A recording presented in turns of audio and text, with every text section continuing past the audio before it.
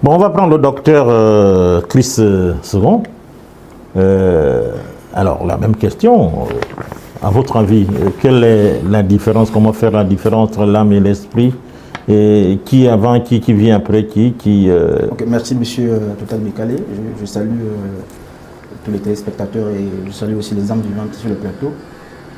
Je crois que, à mon sens, il est vraiment inapproprié, permettez que je commence par là, d'évoquer la question de l'âme et même celle de l'esprit sans expliquer justement le processus holistique de l'homme. Parce que Maître Ayon nous a fait comprendre effectivement que l'homme est tripartite, mais je voudrais qu'on réparte justement dans Genèse. Dans Genèse chapitre 1 à partir du verset 20, Genèse chapitre 2 à partir du verset 26 à 27, il est clairement dit effectivement que Dieu a créé l'homme de la poussière de la terre. Et ça c'est le soma, c'est le corps qui est créé. Ce corps porte déjà en lui une âme. Il faut qu'on soit plus clair et qu'on élève un peu le débat pour qu'on comprenne mieux. C'est pourquoi le mot Nefeshema, justement, qui est employé, c'est l'expression qui renvoie à Dieu souffla. Lorsque Dieu souffle dans l'homme qui est inanimé, qui est déjà en lui-même une âme morte, parce que c'est le roi de Dieu, donc l'esprit de Dieu qui vient animer l'âme. Donc l'homme devient Télème une fois il a reçu le roi, donc le vent de Dieu, une énergie justement qui gouverne le monde cosmique. Donc l'homme en réalité est corps, âme et esprit.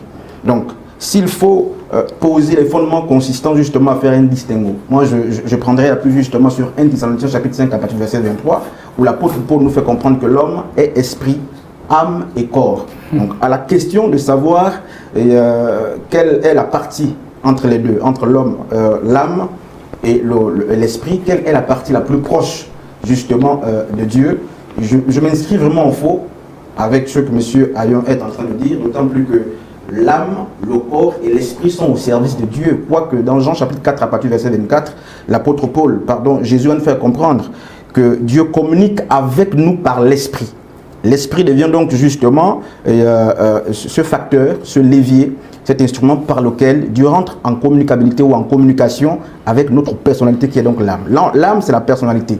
L'âme, c'est l'expérience. L'âme, c'est l'intelligence humaine qu'il faut naturellement distinguer de l'esprit et qu'il faut tout de même distinguer de l'esprit de Dieu. Parce que l'homme a trois niveaux de chair. Il y a la chair qui renvoie justement, quand vous prenez Matthieu chapitre 26 à partir du verset 26, la chair enveloppe. Il y a la chair justement de Colossiens chapitre 3 qui nous parle du vieil homme. Et il y a la chair qui est la nature déchue d'Adam. Donc, à un moment donné, il faut qu'on fasse la disparité entre ces choses. Donc, l'âme, c'est quoi? L'âme, c'est l'homme. L'âme, c'est le siège de toutes les activités humaines, c'est le siège des émotions. L'âme, c'est la partie, semble-t-il, la plus importante justement que Dieu cherche. D'autant plus que la Bible déclare clairement que à quoi sert-il à un homme de gagner le monde s'il perd son âme? Donc, dire que c'est l'esprit qui est la chose la plus importante, je m'inscris vraiment en faux. L'esprit est le canal justement que Dieu utilise pour animer l'âme qui est une passerelle entre le monde cosmique, donc entre le monde justement angélique, le monde cosmique, métaphysique et le monde matériel. Sans toutefois occulter le corps, parce que le corps est le seul instrument que Dieu a donné à l'homme pour lui donner la capacité, permettre la redondance, de rentrer dans le monde matériel. Sans le corps, il est impossible que l'homme rentre dans le monde matériel. Et même les êtres lumineux, les êtres célestes, les êtres angéliques, pour justement descendre au monde matériel, ils diminuent leur intensité, il faut qu'ils aient un corps. Et même Jésus l'a dit justement, dans Hébreux chapitre 1, je crois, à partir du verset 5, que Christ, en venant dans le monde, Dieu lui a donné un corps. Parce que sans le corps, on ne peut pas rentrer dans le monde matériel. Donc l'âme est la partie la plus importante, même si ce n'est pas le canal par lequel nous rentrons en communicabilité ou en communication avec Dieu, mais c'est l'âme de l'homme que Dieu cherche. Dieu a rendez-vous avec l'âme de l'homme. Et s'il y a l'un sans l'autre, est-ce que c'est possible, non? L'esprit, du moment où l'homme est en vie, et je pense justement à Ecclésiaste chapitre 1 nous en parle à partir du verset 26, l'esprit de l'homme est lié à l'âme. De la même manière, l'âme de l'homme est liée à son corps par le cordon d'argent. L'esprit est lié à l'homme, donc l'esprit est lié à l'âme par le cordon d'or. Et c'est pourquoi, lorsque l'homme meurt, l'âme ne meurt pas. L'âme continue à être animée parce que, ayant l'esprit, et quand on reviendra certainement, vous verrez avec les Écritures que même dans les Écritures, on pouvait s'adresser justement aux âmes, d'autant plus qu'elles sont dans l'au-delà, toujours animées par l'esprit. Alors, elle reste toujours animée pour quel rôle? Mais parce que Dieu, la vie n'est pas que terrestre. Il y a une vie dans l'au-delà. Et lorsque le cordon d'argent est rompu entre l'âme et le corps, l'homme cesse. Le corps cesse, on se débarrasse du corps.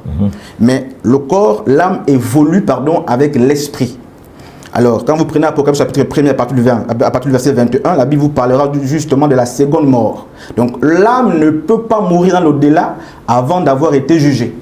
Il faut que l'âme reste en vie et attende le jugement pour connaître soit la mort, soit la vie. Donc, l'âme doit continuer de vivre après la première existence pour attendre le jugement. Alors, il n'y a plus de cohabitation en ce moment-là entre l'âme et l'esprit, en attendant le jugement. En attendant le jugement, l'esprit n'est jamais séparé de l'âme. Ils sont toujours... C'est le cordon. Ils attendent le sort ensemble. Les deux attendent le sort ensemble, mais c'est l'âme qui est jugée. C'est l'âme qui est jugée, d'autant plus que l'esprit est la partie cognitive de l'homme.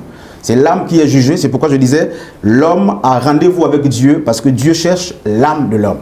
Mais Dieu communique avec l'âme de l'homme ou avec l'homme par justement le canal qu'on appelle l'esprit.